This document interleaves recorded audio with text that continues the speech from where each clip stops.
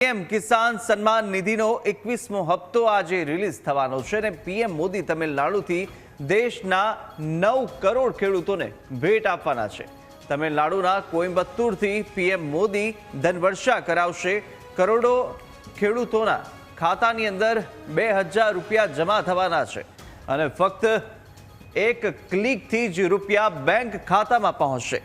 આ તરફ ગાંધીનગરમાં સીએમ ભૂપેન્દ્ર પટેલની અધ્યક્ષતામાં ભવ્ય કાર્યક્રમ પણ યોજાવાનો છે। ત્યારે ગુજરાતના 49.31 લાખથી વધુ ખેડૂતોના ખાતામાં 986 કરોડથી વધુની સહાય છે તે જમા થવાની છે, તો ખેડૂત પરિવારોને આર્થિક રીતે મદદ મળશે।